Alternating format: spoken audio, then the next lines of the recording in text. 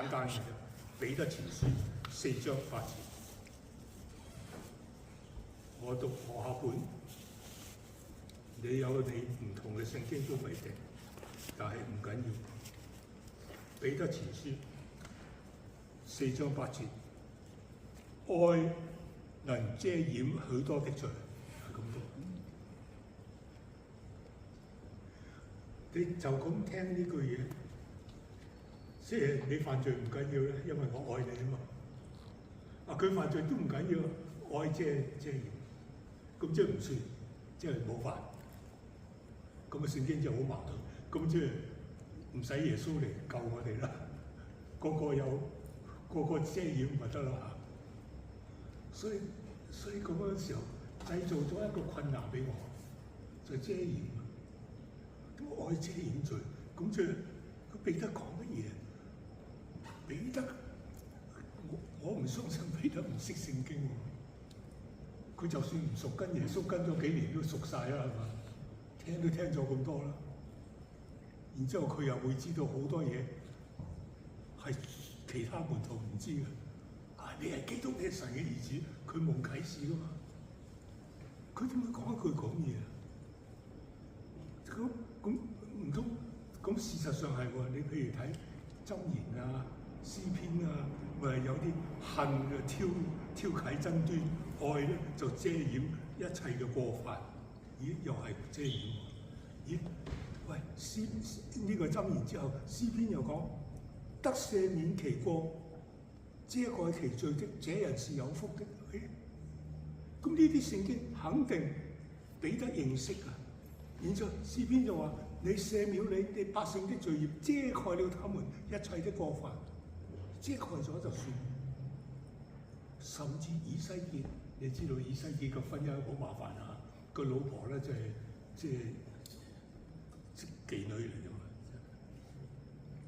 離開佢又唔掂，但然之後以西結書話：我見到你嘅時候我就動情。就用我嘅衫遮住你，免得你赤身。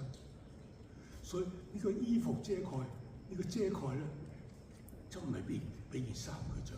我唔相信佢係赤身嘅。你明白聖經講嘅赤身咧，就個外袍俾人剝咗佢㗎嘛，係嘛？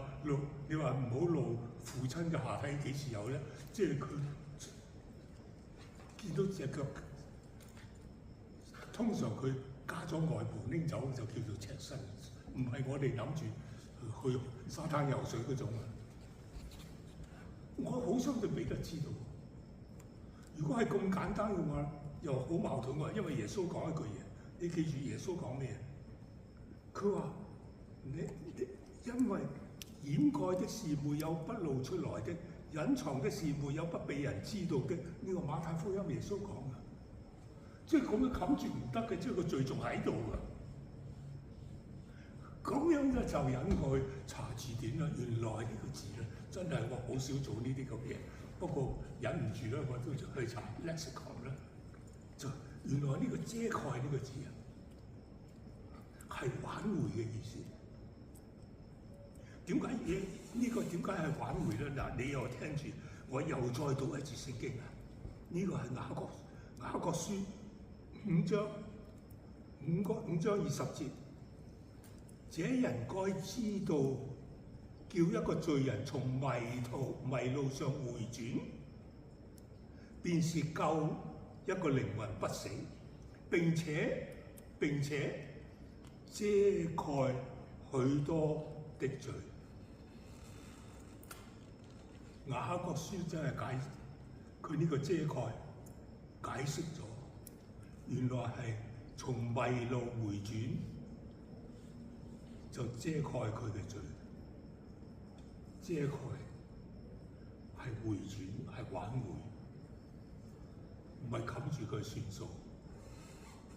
所以呢個係基督徒對另外一個信徒另有嘅態度，唔係話算啦，唔係，係挽回，即係忍住，唔好話你犯錯唔睬你，睇死你作罷咩？活該，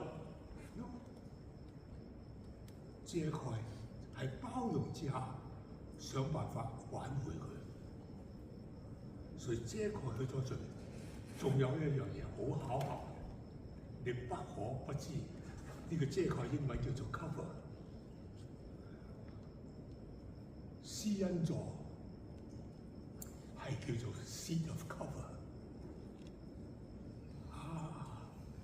咁你就明白個 cover 原來咁樣。如果唔係咧，一下子你就諗住，哇！彼得搞錯咗啦。所以好簡單、好熟嘅聖經，有陣時真係要鑽一下牛角尖，咁你就會明白，你哋就知道。所以呢個係我今日嘅分享。